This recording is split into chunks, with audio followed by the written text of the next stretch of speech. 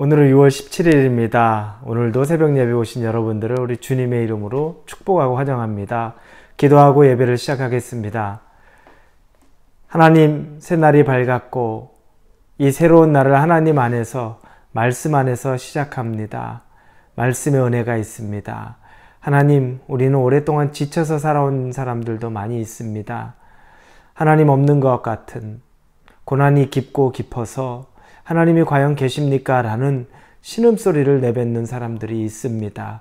하나님, 그러나 하나님께서 인자한 모습으로 그 좌절과 낙심 가운데 있는 영혼들에게도 나오셔서 말씀하시고 그들을 형편껏 아시고 인도해 주시는 그 은혜에 감사를 드립니다. 오늘의 말씀 속에서 새 힘을 얻게 하시고 오늘의 말씀 속에서 하나님의 본질에 대해서 다시 한번 누리는 시간 될 수 있도록 함께하여 주옵소서. 예수님의 이름으로 기도합니다. 아멘. 오늘 말씀은 사사기 6장입니다. 사사기 6장 11절에서 24절입니다. 사사기 6장 11절에서 24절입니다.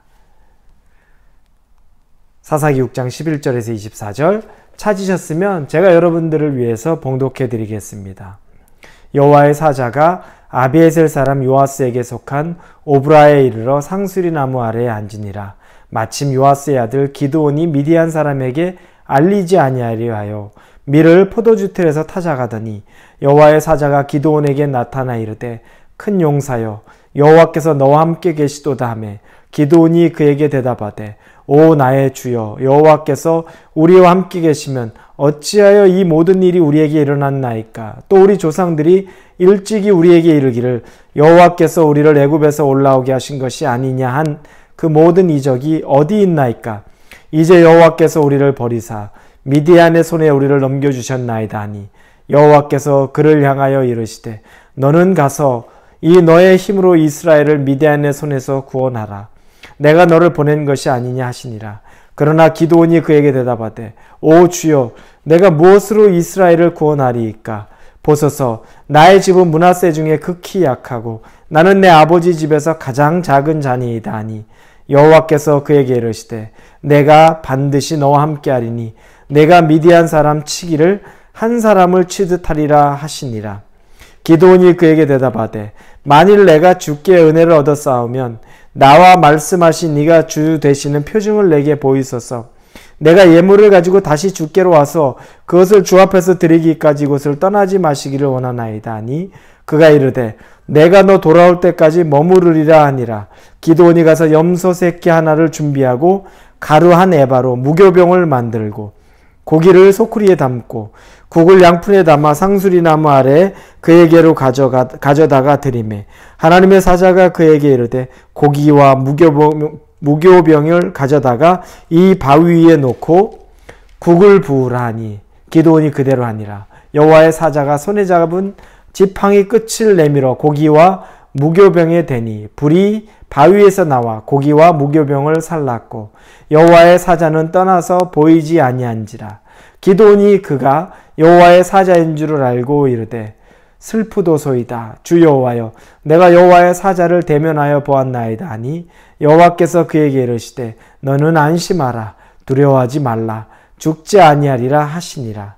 기드온이 여호와를 위하여 거기서 제단을 쌓고 그것을 여호와 샬롬이라 하였더라. 그것이 오늘까지 아비에셀 사람에게 속한 오브라에 있더라. 아멘. 우리는 어제 사사 여선지자이며 사사인 드보라에 대해서 보았습니다. 드보라가 통치하던 그때에 하나님이 5장 마지막 절에 보니까 40년 동안 그 땅에 전쟁이 없었다고 말합니다. 하나님의 마음이 합했던 거죠. 하나님을 잘 순응하고 하나님에게 순종했던 겁니다. 그러나 그 이후에 그들이 이스라엘 백성이 또 하나님 앞에 불순종합니다. 그러면서 하나님이 7년 동안을 미디안 사람의 손에 붙였다고 6장 앞부분에 나옵니다. 7년이라는 세월 동안에 미디안 사람들에게 손에 붙여지니까 굉장히 괴로운 시간을 보내서 그들이 하나님 앞에 또 기도합니다. 그래서 하나님이 기드온이라는 이 사람을 사사로 세우려고 오늘 11절부터 그에게 주의 천사가 다가가서 나타나는 장면이 나옵니다. 11절에 보니까 여호와의 사자가 아비에셀 사람 요아스에게 속한 오브라에 이르러 상수리 나무 아래에 앉으니라. 마침 요아스의 아들 기드온이 미디안 사람에게 알리지 아니하려 밀을 포도주 틀에서 타작하더니, 여호와의 사자가 기드온을 찾아가는데, 기드온이 지금 하는 것은 밀을 타작하는데, 이 밀을 타작하는 장소가 포도주 즙을 짜는 틀 안에서 몰래 하고 있는 겁니다. 왜냐하면 자기들이 농사 짓고 나면 이 미디안 사람들이 와서 다 뺏어갔거든요. 그러니까 타작하는 것도, 농사 지은 후에 타작하는 것도 몰래 포도주 즙 짜는 틀 안에 들어가서 할 수밖에 없습니다. 하나님이 그렇게 찾아가서 이 기드온에게 이야기합니다. 12절에 여호와의 사자가 기드온에게 나타나 이르되 큰 용사여 여호와께서 너와 함께 계시는도다 말합니다. 큰 용사라고 지칭하고 하나님이 너와 함께 한다고 이야기합니다. 그런데 이 7년의 세월을 억압과 고난 가운데 지냈던 기드온은 이 말이 들리지 않습니다. 그러자 13절에 그가 기드온이 대답하죠. 기드온이 그에게 대답하되 오 나의 주여 여호와께서 우리와 함께 계시면 어찌하여 이 모든 일이 우리에게 일어났나이까. 또 우리 조상들이 일찍이 우리에게 이르기를 여호와께서 우리를 애굽에서 올라가게 하신 것이 아니냐 한 그 모든 이적이 어디 있나이까. 이제 여호와께서 우리를 버리사 미디안의 손에 우리를 넘겨주셨나이다 하니, 이 하나님이 그에게 찾아와서 너는 큰 용사라고 얘기해도 이 마음이 무너져 있니, 그리고 상황이 어려우니까 그게 하나님의 음성이 마음으로 안 다가오는 겁니다. 하나님 함께 하신다고 말하는데 하나님이 함께 하시는데 어떻게 이런 일이 일어납니까? 우리 그런 경험들이 있죠.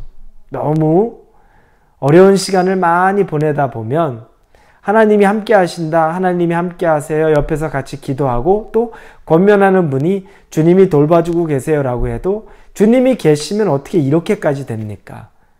주님이 과연 계신 게 맞습니까? 지금 기드온이 말하는 게 바로 그겁니다. 그는 그만큼 현실에서 낙심했고 그 시기가 길어지다 보니까 하나님이 과연 계신 것인가 안 계신 것 같다는 지경에까지 놓일 정도로 기드온은 굉장히 지금 마음과 또 이 하나님에 대한 신뢰, 이 모든 것이 다 바닥에 떨어져 있는 상태입니다. 그런데 하나님은 참 자상하시죠.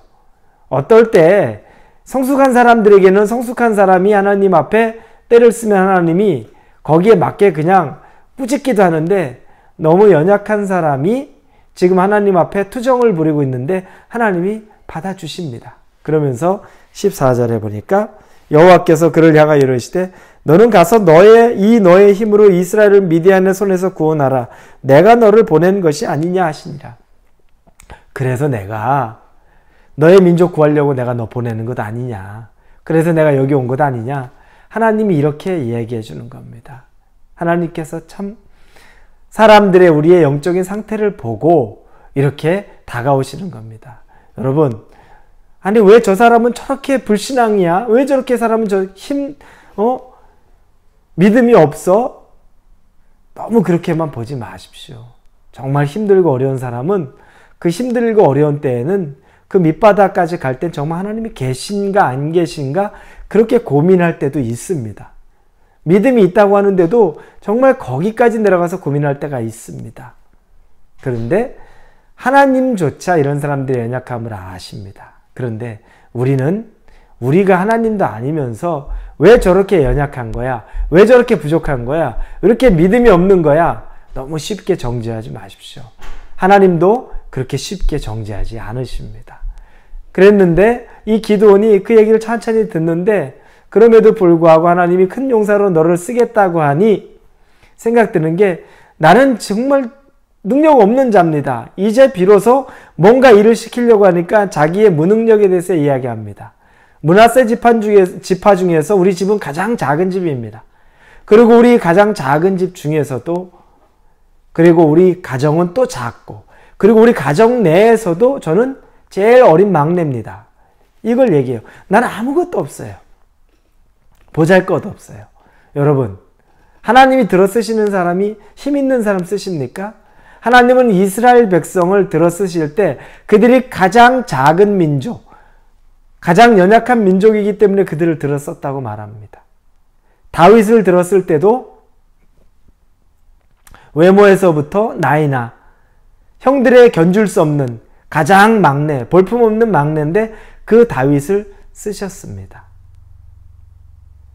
하나님이 쓰시는 사람들의 특징은 보잘것없고 힘없는 자들입니다. 신약에 가도 예수님이 제자를 부르시죠. 그들 다 막노동하는 사람들입니다. 그렇게 세상의 지혜와 권세가 많은 사람 거의 없었습니다. 왜 그렇습니까? 하나님은 당신에게 순종할 수만 있으면 됩니다. 왜냐하면 능력은 당신에게 나오기 때문입니다. 그리고 그런 사람을 들었을 때 하나님은 당신의 영광을 보여줄 수 있는 겁니다. 사람이 똑똑하면 내가 했다 생각하고 사람이 똑똑하면 똑똑하기 때문에 그런다고 다른 사람들도 여깁니다.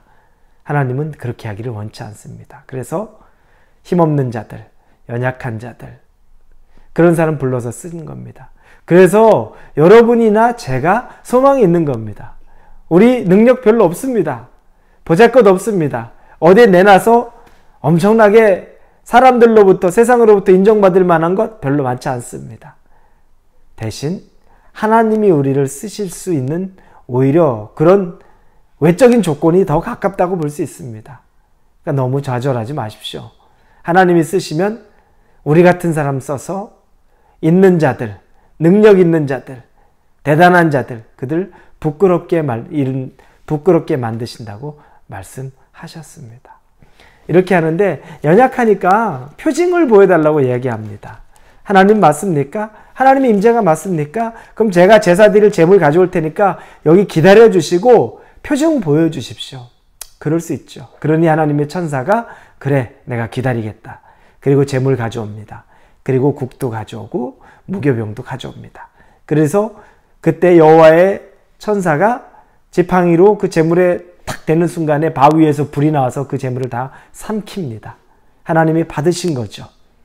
역사를 보여줍니다. 그때 화들짝 기드온이 놀랍니다. 진짜 하나님의 임재였던 거죠. 하나님의 천사가 정말 와서 하나님이 자기를 진짜 만나준 거죠. 화들짝 놀라서 나는 이제 죽었구나 라고 생각하는데 그러나 그때 여호와의 천사가 23절에 얘기합니다. 여호와께서 그에게 이르시되 너는 안심하라 두려워하지 말라 죽지 아니하리라 하시니라. 안심하라 두려워하지 말라 죽지 아니하리라. 네가 나 만났다고 죽지도 않을 것이고 네가 큰 용사로 내가 널 쓰겠다고 해서 네가 앞으로 쓰임받을 것에 대해서도 두려워하지 마라. 내가 너와 함께하겠다 이야기합니다. 그때 기드온이 고백하죠. 기드온이 여호와를 위하여 거기서 제단을 쌓고 그것을 여호와 샬롬이라 하였더라. 샬롬 우리 알죠. 여호와 샬롬. 하나님은 평강이시라. 평강의 하나님입니다. 여기서 온 말씀이죠. 평강의 하나님. 긴 시간 동안 억압 가운데 불신앙 가운데 하나님을 부인하고 부정하고 살아왔고 하나님이 처음에 만나줘도 하나님 어떻게 그럴 수 있습니까? 하나님 앞에 따지면서 그런 하나님이 묵묵히 다 그 신앙의 수준을 아시고서 받아주시고 그럼에도 불구하고 표정 달라고 하면 표정 보여주시고 인내하고 그리고 나서 하나님 만난 거 보니까 이제는 겁나서 어찌할 바를 모를 때도 안심하라 두려워하지 말라 라고 말씀하는 하나님을 기드온이 만난 겁니다. 여러분 우리 소망이 있습니다. 여러분 주변에 여러분 가족들 왜 이렇게 우리 자녀가 안 변하는지 왜 이렇게 우리 부모님이 안 변하는지 왜 이렇게 내 지인 친구들이 안 변하는지 과연 변할까? 저 불신앙에서 변할까? 여러분 하나님 안에선 소망이 있습니다. 안 될 것 같은 그런 하나님이 만나 주십니다. 당신이 원하시면 반드시 만나 주십니다. 그리고 그를 꽉 안아주시고 그에게 보여달라는 증표도 보여주시고 그리고 안심하고 두려워하지 말라. 너는 죽지 않을 것이다. 그러면 하나님을 만나서 나오는 고백은 여호와 샬롬입니다. 하나님, 당신은 평강입니다. 나는 이제 평안을 얻었습니다. 나는 이제 평강을 얻었습니다. 당신이 나에게 평강입니다. 이 고백이 되어진다는 거죠. 여러분, 오늘 하루를 사시면서 여호와 샬롬이 여러분에게 임하기를 원합니다. 평강의 하나님이 여러분에게 임하기를 원합니다. 오랜 세월 동안 고난 가운데, 그래서 하나님에 대한 불신이 가득했다고 해도 하나님이 만져주시기만 하면 여호와 샬롬이 그 즉시 임합니다. 그 여호와 샬롬 하나님을 믿으시고 오늘 하루를 하나님과 동행하시기를 우리 예수님의 이름으로 축복하고 기원드립니다. 같이 기도합니다. 여호와 샬롬, 하나님은 평강이십니다. 우리의 불신앙이 있어도 하나님의 사랑이 우리의 불신앙보다 더 큽니다. 그래서 우리를 싸매 주시고 우리를 안아 주십니다. 두려워 말라, 겁내지 말라, 죽지 아니하리라 말씀하시는 하나님의 음성 때문에 기드온이 평강을 얻고 그 하나님을 만나서 여호와 샬롬이라고 이 아름다운 단어로 하나님을 고백합니다. 오늘 우리의 삶 가운데도 여호와 샬롬이 있기를 원합니다. 우리의 부모나 우리의 자녀에게도 여호와 샬롬이 있기를 원합니다.